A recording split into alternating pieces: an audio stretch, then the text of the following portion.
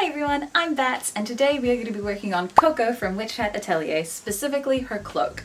I am working on an entire build series for this whole costume, so the rest of that will be out at some point, but today we are just working on the cloak. For those of you who don't know, 𝐋𝐢𝐬𝐻 Atelier is a manga series by 𝐋𝐢𝐬𝐬 which follows this character Coco and her journey into discovering magic and becoming a witch. If you like fantasy, I would definitely recommend checking it out because it is such a cute series and it tackles a lot of really difficult themes. The anime is supposed to be coming out this year. The trailer has already dropped, which I'll link in the bio if you're interested. It is so good. It looks so good. I'm very excited for this. Now we're kind of on a time crunch for this costume because I need to have it done for April and I'm going to be going away for a month in March. It is currently mid-February, so we gotta kind of speed up the process a little bit. Before we get into it though, I will be fully transparent and say that I did start working on this back in December, but I had to put a pause on it. I have already done the mock-up and the patterning as well as started the dye process for the wool, but I had to put it on pause because I ran out of dye and I couldn't quite get it the shade that I wanted. So when I started dyeing this the first time, I ran into a few issues. The first issue was that I didn't have enough dye, but I don't think that that would have been an issue if I could have boiled the fabric when I dyed it. For those of you who don't know, when you're dyeing wool, you do need to boil the fabric when you're dyeing it. It helps the dye pigment kind of come out stronger. It's a science thing that I can't really explain right now, but the idea is that you want to hot dye it, and that involves keeping it, I think, at a temperature of like 80 degrees plus, which is quite high, and it's really hard unless it's on a stove to keep the water at that consistent temperature for long enough that the fabric comes out the right color. You can't really fit 3 meters of wool in a stovetop pot.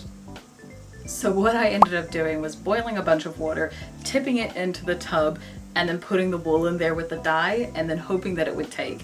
I think if I had a higher concentration of dye, it might have taken a bit darker than it did, but unfortunately I didn't, so it came out this color, which isn't great. It's not the worst thing in the world, but it's not what I wanted. I really wanted it to come out closer to these colors, which were my dye tests. Now, unfortunately, when I went back to the store to buy more dye so that I could dye this again, they were out of stock. They had 2 boxes in stock, which wasn't going to be enough. I needed at least 3, and they were sold out in all of Australia and all of New Zealand, so I had to wait until they could bring in 1 single box so that I could dye this costume again, and finally today that box has come in stock, which means that we can dye this wool again. So let's go, let's get it done, because I really want to get this costume finished. I'm running out of time and it's stressing me out. First thing we need for dyeing is a big pot that we can boil our water in. This one is about 7 liters. I want to boil my water outside to avoid running through the house with pots of water, so the next thing I'm going to be using is a camping stove, though this is optional. Following that, we need our dye. I'm using the �10𝐻𝐬𝐬𝐻 hot dyes, which require boiling to activate them. You can get a cold water version of this, but the pigment isn't as strong, and I've found that generally hot dyes have a better result for wool. The next item is vinegar, which we'll be using as a dye fixative. Cooking tongs to mix and move our fabric in the dye that you will never use for cooking again because it is a health and safety risk. A face mask, which is very important specifically for powder dyes, as you don't want to breathe in the powder while you're dissolving it. If you're using a liquid dye, you don't need to worry about this. Last but not least is your fabric. A couple of optional extras are an apron and maybe some gloves to protect your skin and your clothing while you're dyeing, because it can get a little messy. Before we start dyeing, we need to make sure that we thoroughly saturate our fabric so that the dye can take evenly. This will help to minimize patchiness. I ended up boiling all of my water on the kitchen stove as it was a little bit too windy and the camp stove just wasn't working fast enough, so we're going to jump ahead to the dyeing process. I'm tipping all of my dye into some hot water in the cooking pot and then making sure all of the powder is thoroughly dissolved before adding it to my tub. And when I say thoroughly, I mean it, because it will come out super patchy if you don't mix it properly. Please ignore my dodgy looking tub that I'm dyeing in. I know it looks shady as fuck, but I had to find a way to keep the water as hot as possible, and this seemed to be the only method that worked.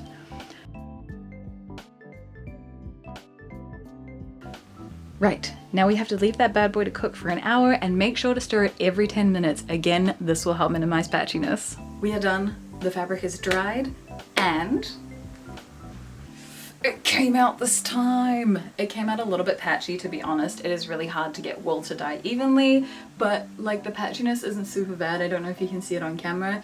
It kind of looks watercolory, which I think works for the series, and I am going to be going in later and airbrushing some depth into the color, so I'm not super worried about that. But the important thing is it came out, and I am very, very glad that I don't have to dye this again. Now, I don't know if you noticed, but if you look at the edging here, you can see it's kind of gone all ruffly, and that is because I tumble dried this. And if you don't know, when you tumble dry wool, it shrinks. You really shouldn't tumble dry this fabric, but unfortunately it was raining pretty hard when I dyed this, and the easiest way for me to get it dry quick was to tumble dry it. I did know it was going to shrink, and that is okay because I can fix this. If I press it and steam it really well, I can stretch it back out mostly to the same size. So I'm going to be doing that off camera before I get onto the next part, which is going to be cutting out all of our final pieces. Hello, hello! Sorry for the lighting change. It is currently nighttime and my roof lights looked absolutely terrible, so we are sitting in the dark. Overload has long since been and gone, but I really need to finish recording this video, so I'm going to be doing all the narration now. And you're just gonna have to bear with me. Also, sorry, I have to wear my glasses like this because it's reflecting off the ring light and it looks terrible. We are gonna be cutting out all of our final pieces so we can start assembling the cloak. To figure out how the hell the cloak went together, I used this reference from the art book, and it seems like the cloak is made up of 6 main pieces. We have a kind of under yoke situation, which is these 2 main pieces that button closed in the front, the back piece, and the shoulder caps. Then we have the main body of the cloak, which is kind of like a semi-circle skirt situation. And then we have this long rectangular piece that kind of folds up over the head and then buttons closed in the front. I believe this white strap, when I translated it as well, is supposed to cover the seam that will run along the edge of the cloak where everything kind of connects. So we're gonna use that to hide that seam. Like I said earlier, I patterned and mocked this up last year in December, so I'm using that mock-up as a pattern piece to cut out all of my wool pieces, and then once my wool pieces are cut out, I'm using those to cut out my lining pieces. I have to apologize in advance for this shot because I don't have anywhere else I can cut out my fabric, but anyways, I am transferring all of my patterns onto my lining with these pins, which I don't know if you can see it. I'll put a picture up. They're friction pins and they're really good for transferring patterns onto fabric because you just iron them or use heat and the pen disappears, which is magical. Anyways.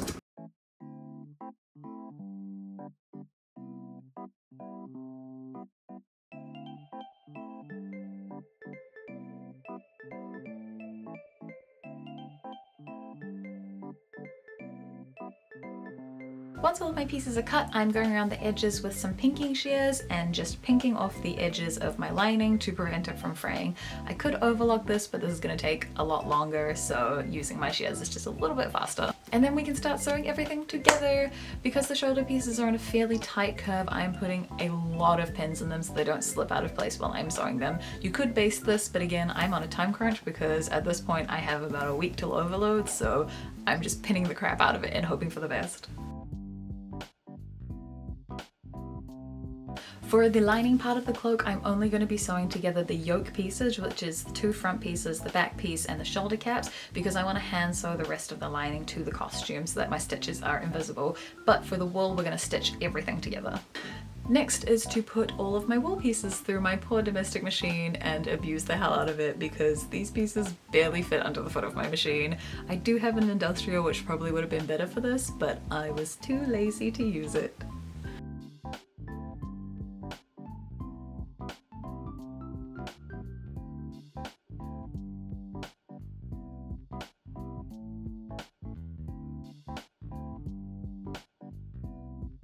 Yay, the top half is done and it is coming together, but before we move on to the pockets, I want to show you this really fun magical tool.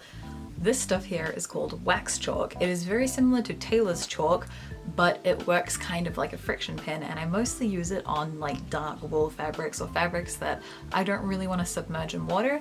And what it does is it works like normal tailor's chalk, but when you heat it up with an iron, all of your lines melt away and turn invisible because it is wax. I'm not 100% sure where you can buy these from. I got mine from my sewing course, but if I find any good ones online, I will link them below because I highly recommend this, especially if you're working with things like wool. But anyways, enough yapping, time to move on to the pockets. I want to make these pockets functional, so I'm going to try and make them similar to how you would make a welt pocket, because I want to be able to put my phone and my wallet and stuff in them during the convention. To start off, I'm going to cut out these little black parts, which I'm going to sew to the outer edge of the pocket. Because I'm using a really thin wool, I think I'm going to interface it for stability, and then I'm going to fold it over twice to hide the raw edge, kind of like you do with a bias tape.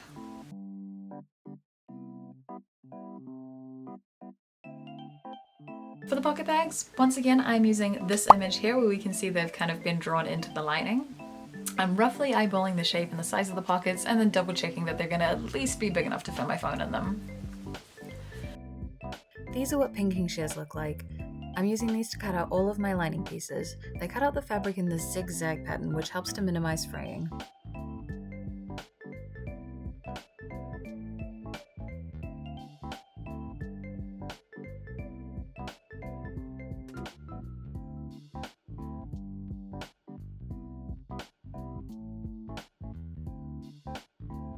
Once my pockets are cut out, I'm using my iron to remove the ink from the friction pin. You can see here how the black ink turns invisible, but on this fabric in particular you can still see the residue of the ink up close. You can get rid of this with a wash, but if it's on the underside of your fabric like it is on mine, then it shouldn't matter too much. And now that the pocket bags are ready, it's time to sew them into the front panel of the cloak.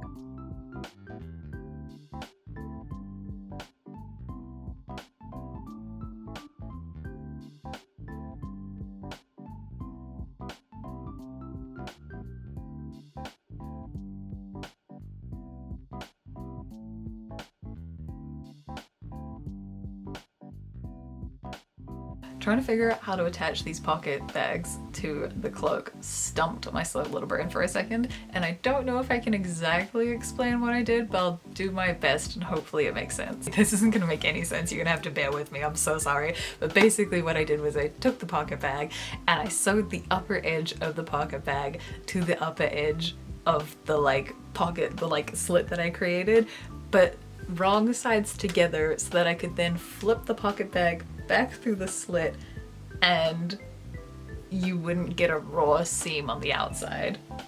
You see what I mean? How there's no raw edge here? So I sewed the raw edges. You know what?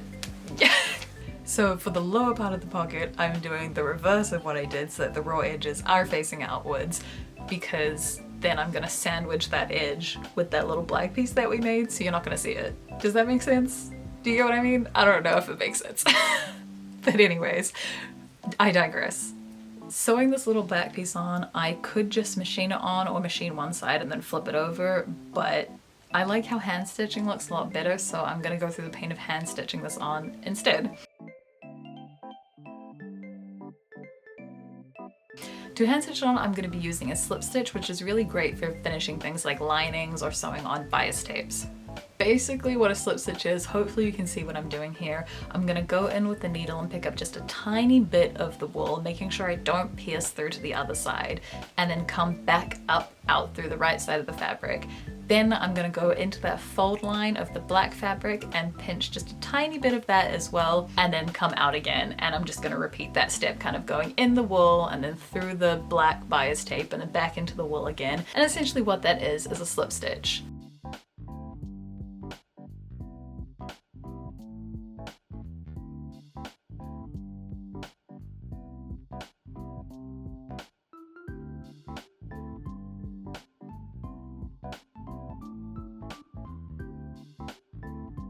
Try and find a diagram, pop that here so you can see better what it is that I'm doing if this doesn't make sense. So now that the pockets are done, it is time to sew in my lining. Because I want to hand sew my lining, I'm going to go around my seam allowances and I'm going to baste them all down to make sure they stay in place while I am sewing my lining on.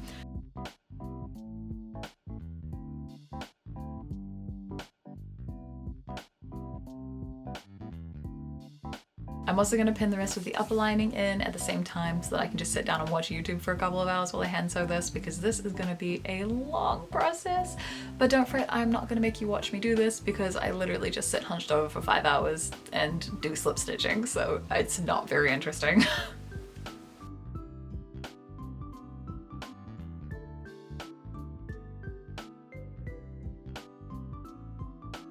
So So now that all of my lining is finally sewn in, the end is in sight, we are fully, officially 1 week away from con, and I can finally be laid to rest after finishing this costume. All we have left now to do is the buttons, the buttonholes, the collar, and the white piece on the back. So just 4 things, and then this cloak is finished and we can put it away. For the buttonholes, I'm now measuring how far apart I need the buttonholes to be, as well as how wide they need to be to fit the buttons through, because they need to be functioning buttonholes.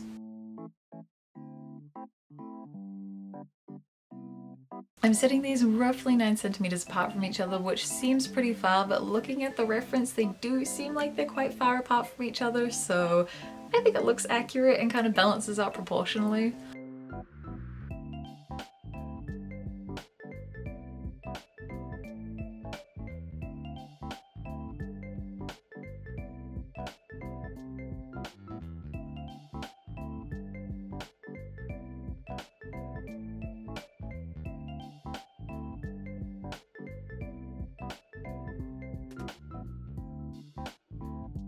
I am stupid and decided that for these buttonholes I was gonna hand finish them instead of machining them, because I thought it would look more accurate in universe to have the buttonholes hand sewn. My hand stitching though is a little bit shoddy. I used a blanket stitch for these, and apparently I'm not really good at blanket stitching. I can't say I've had much need to practice this stitch before, so they look a little bit shoddy, but you can't really see them under the button, and they're functional, so it's fine. There are also 3 buttonholes inside where the yoke buttons shut underneath, and I'm just gonna machine those because I'm not putting myself through another couple of hours of hand stitching buttonholes. I just want this cloak to be done with at this point. But now that that's done, there is 2 things done and 2 things left to go. So now we just have to do the collar, which I have been putting off for the longest time because I could not figure out how to pattern it, and the white part. The collar is something that I have been avoiding for a while because I could not for the life of me figure out how to pattern it. I have been avoiding it since I twirled this costume last year. Like, I didn't want to think about it. Because I'm entering this in comp and I'm doing a skit, I need to be able to put my cloak on really fast during the judging so that the judges can see my dress without the cloak and then with the cloak on, and I need to be able to put it on at the end of my skit really quickly, which means I need the collar to open up wide enough that I can get my head through it with my wig on. If you look at this image of Coco here, you can kind of see how the collar like hugs her neck really tightly, so I was trying to figure out how the hell I could get that effect but still be able to open it really wide. I toyed with the idea for a little bit of having a stand collar that like hugs your neck and it buttons in the front, and then this pointy part on the collar here would be a separate part that you could like snap shut on the side, you know, so it like opens here and then opens here and there's like a slit and you can open the cloak, if you kind of get what I mean. That seemed a little bit too complicated, so the way that we're going to do it instead is we're going to do a stand collar with a snap in the front, and then this pointed part on the collar is going to be like a fake collar, and I'm just going to stitch it into the neckline. Then we're going to put a slit between the 2 points, like I can't, you know, here between the 2 points, so that the cloak can open wide enough for me to put it on and off. And hopefully that'll look okay. I don't know, we're just gonna do it. I don't have much time left to think about it, so let's just do it. At this point, I'm feeling super run down and super tired and kind of lazy, so I can't be bothered patterning this like I would normally pattern a collar. So instead, I'm just gonna lay some calico on the cloak, and we're gonna take a pen and we're just gonna sketch out that shape, and we're gonna go from there. The shape is looking good enough, and again, I am too tired to twirl this properly and we're running out of time, so we're just gonna jump straight into the final version and use this little sketched out piece as a pattern.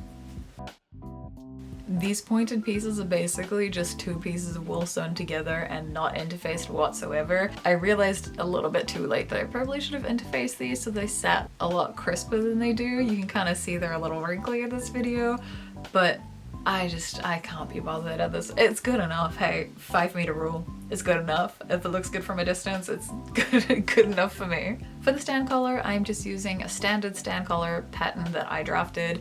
I used this collar pattern for my Coco dress, but I'm making some minor alterations to it so that instead of it just being a straight piece, it has a curve to it so that it'll hug a little bit more to my neck, but not as much as my dress collar does, so that I can still fit my head through it with a wig on.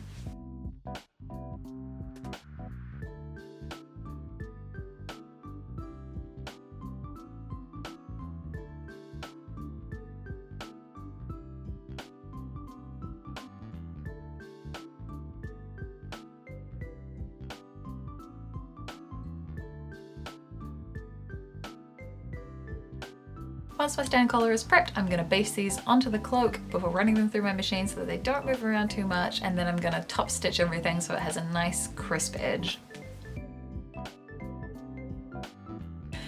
I also realized a little bit too late that I didn't interface the collar stand, which you should do so that your collars sit nice and flat, but I also realized this too late, and I've already made this collar twice and I'm not making it again, so it's staying this way.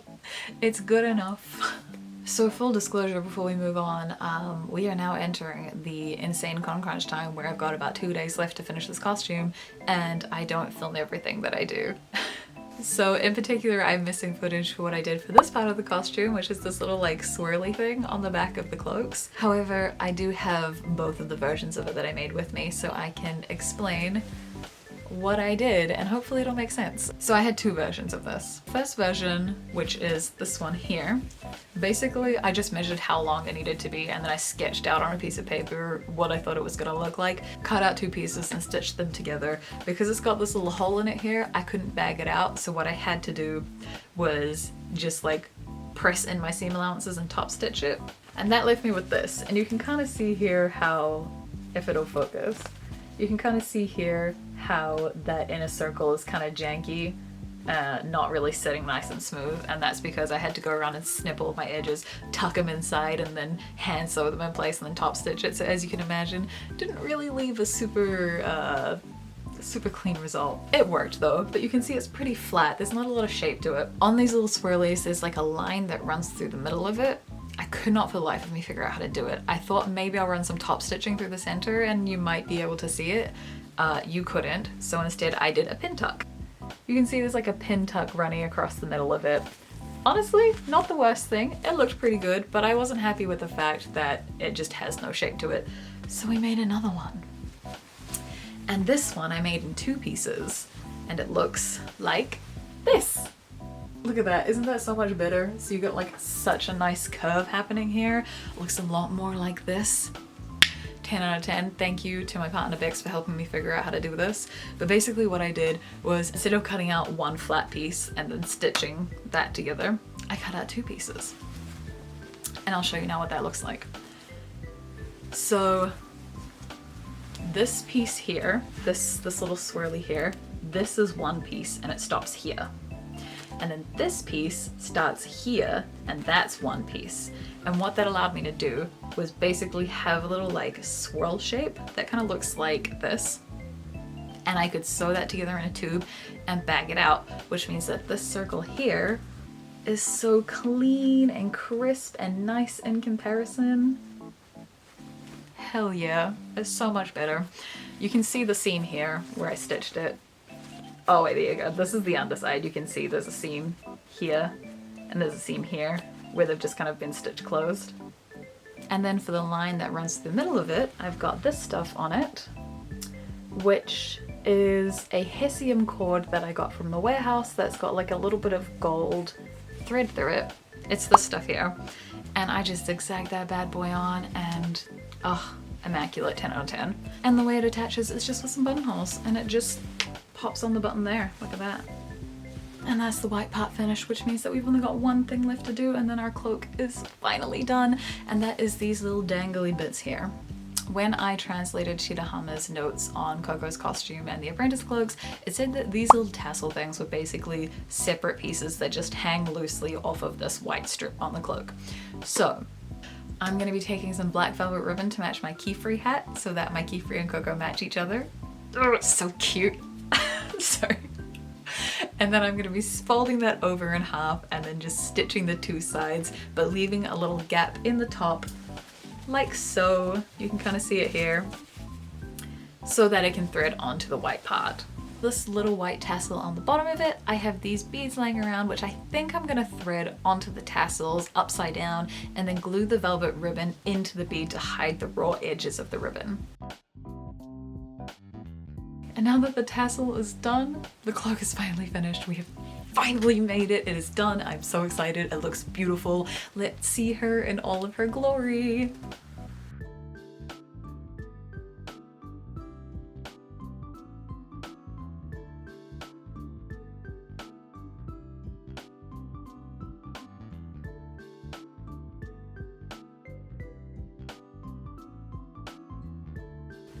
I am so proud of this cloak. There is one thing that I forgot to mention that I did do off camera, is that I went through and I airbrushed everything on the cloak to give it a little bit of depth.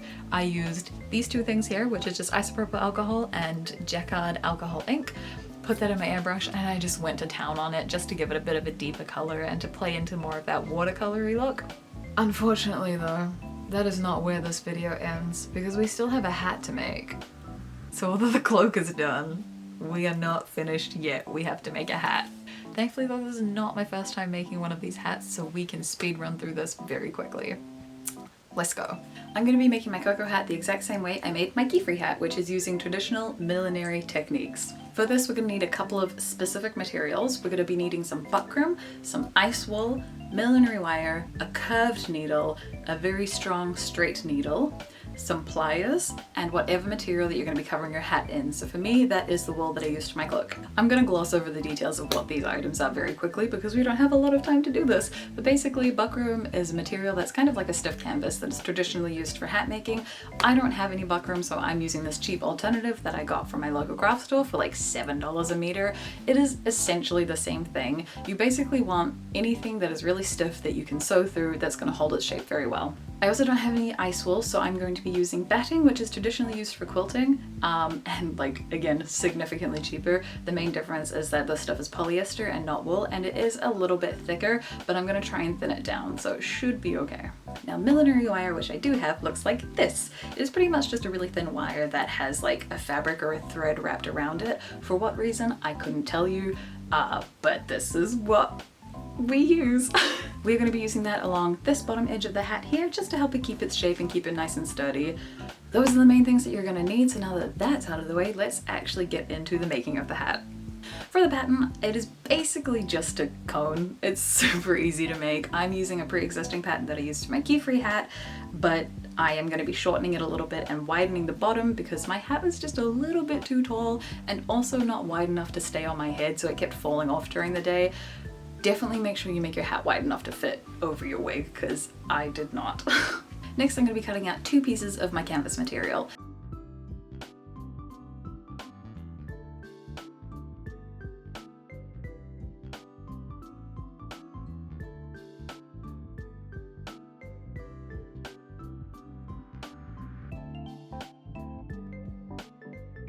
This material is a little bit too thin for my liking, and I don't think it's going to hold the cone shape super well if I just use one piece. So I'm going to be taking the 2 pieces and I'm going to be ironing them together to activate that glue and make one thick piece.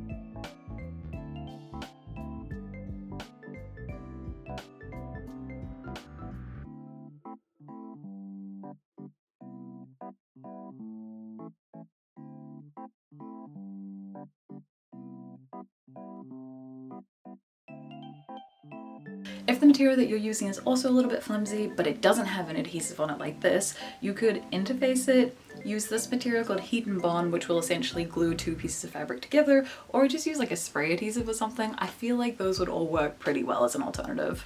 I'm also going to be preparing my lining and my wool using the same pattern. Now that the canvas is prepped, I need to steam it into shape so that when I sew that back seam, it's not fighting against itself to fall flat again.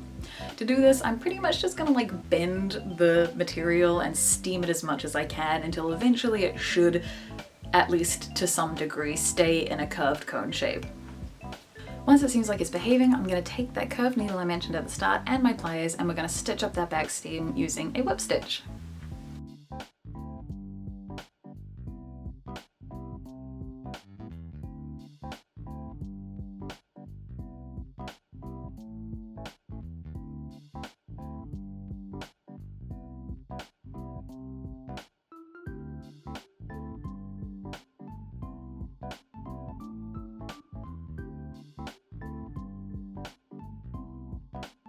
Once the hat's finally stitched up, it is time for millinery wire.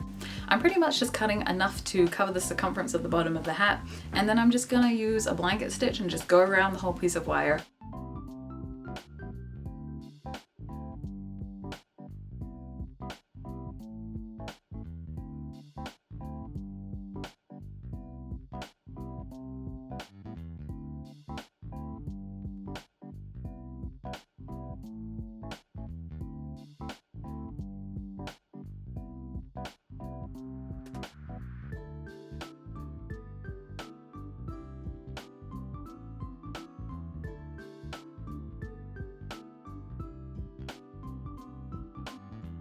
Again, you could skip this step if you want to, but I highly recommend it as it's going to help reinforce the bottom edge of your hat and make sure it stays in a nice circular shape. Because that wire is now going to be leaving a little bump along the edge of your hat, which you will see once your fabric is on, we need to cover that so we can smooth the shape out. So we're going to be sewing on a bias tape to smooth out that edge. I'm pretty much just basting that bad boy on. It doesn't need to be super secure because it's going to be underneath everything, so just a quick basting stitch will keep that bad boy in place.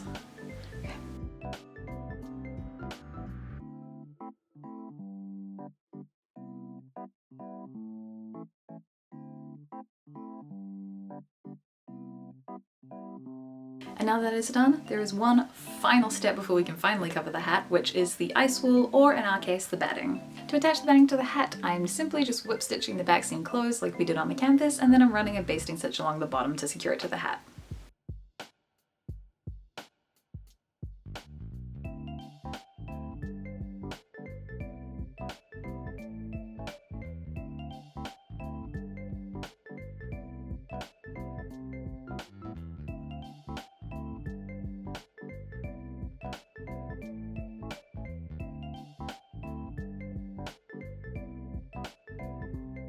And now the hat base is finally done and we can move on to covering it. Now, like I said, we are in insane crunch mode at the moment, so I am missing a bit of footage here, but basically I just sewed up the back seam of my wool and my lining, and then to attach the wool to the hat, I just did a stab stitch, which is where you kind of just go in and out of the hat like a basting stitch, but you keep your stitches itty bitty teeny tiny so that you can't really see them on the surface. You can see here, you can see them a little tiny bit, but this isn't going to matter too much because we're going to cover it with the white anyways, so hell yeah. For the lining of the hat, I'm pretty sure you know the drill by now. We just slip stitch that bad boy in and we were good to go. So now the hat is covered and we can move on to the white part, which I am very excited about because it means that the hat is finally coming together and it's almost finished. So when I made this detail on my key-free hat, I pretty much just drafted it from the hat pattern. I just drew the shape onto the hat pattern, cut it out and went it down. And because of that, this didn't end up sitting as flush as I wanted it to. I don't know why. Curves are kind of weird like that. Curves and fabric are just, they're a little bit tricky sometimes. So instead we're just gonna skip the paper patterning step and we're gonna jump straight into a duct tape pattern because that way I know that this white piece is gonna sit nice and flush on the hat and it'll come out perfect on the first try. Normally I would use paper tape, but I couldn't find any, so we're just gonna use Scotch tape, and I'm just covering the base of the hat in it and then roughly sketching out the shape of it based on a few manga references and the figures.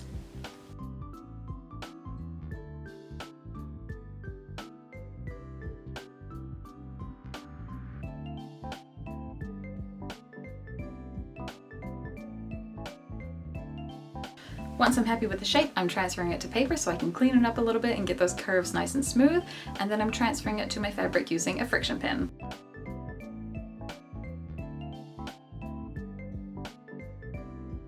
The fabric that I'm using for the white part is the fabric that I used on the white part of the back of my cloak. I really like this as it's not a stark white and has this really subtle woven pattern of diamonds on the back, which kind of reminded me of the shapes of the hat, and it just felt really perfect for Coco. I love it so much, it's so cute. So for attaching the white part, when I sewed my key-free hat, I sewed it into the lining, you can see here. Because of that, it rounded off the edges of the hat quite a bit, which I don't super love. I really want the hat to have a nice sharp edge to it. So instead for Coco, we're just gonna top stitch it on because I think it'll probably look better. To attach it to the hat, I'm using my trusty curved needle and we're just hand sewing that bad boy on.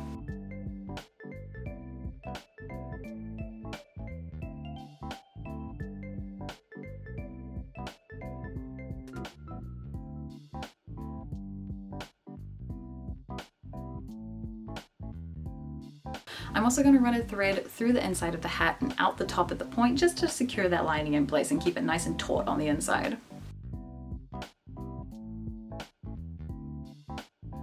Now that that's all done, all we have left is the cap and the tassel.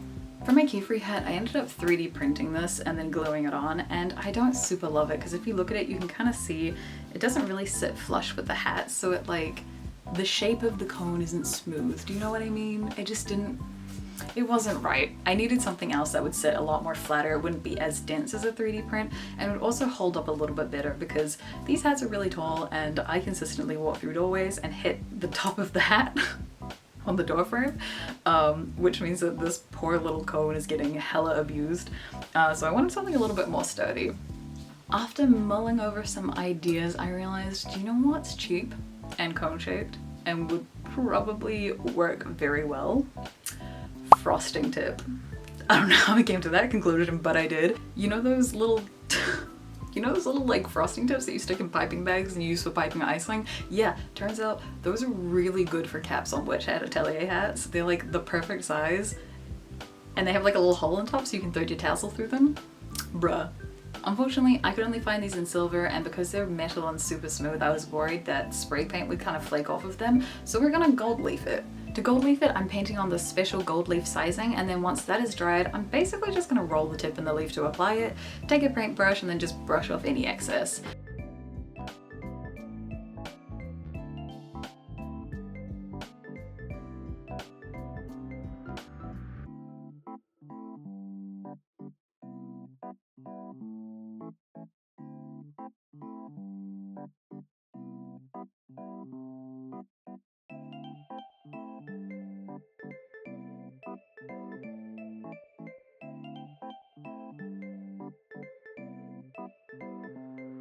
Then to seal it, I'm going to use a clear acrylic nail polish, which will hopefully protect it a little more when I inevitably forget to duck through doorways. And once again, I don't have footage of this, but essentially what I did is through the little hole in the top of the cap, I threaded my tassel through, hot glued it so it stayed in place, filled that bad boy with hot glue, and I shoved it on the top of the hat. And it's done. I also added a button to the front and the back of the hat, and then I added some alligator clips on the inside so that I could secure it to my wig, and that is pretty much it. That is the hat done. And with that, not only is the hat finished, but now the cloak and the hat are finally finished and we can finally rest. Oh my god, bro. And with that, the hat and the cloak are finally finished after months and months of hard work, and I am so excited to finally rest. I don't know if you've seen in the background there, but Overload has actually been and gone already. I did finally enter this in the competition. Cosmic bag from 𝐋𝐢𝐧𝐤𝐬. So clean, so well structured, we have to award it. I didn't place, but I did get an award for cleanliness of structure and finishing, which in my opinion is equally exciting because those two things are very important to me. So to get recognition for that and to get an award for that was just, it was huge. I'm so grateful. It was an amazing experience. I had a great time, and I am just so glad as well to have finally finished a craft video for the first time in forever. I've been filming these craft videos for years, literally for the past 4 years. I've been trying to film a craft video and I have never ever gotten to the editing stage of one. So to have this video uploaded and recorded as well is a massive achievement in and of itself. So I'm so excited. I'm just filled with a lot of excitement and love right now. Thank you so much for watching. If you got this far, I really appreciate it. Don't forget to keep an eye out for the other 2 Witch Hat Atelier craft videos I have coming out.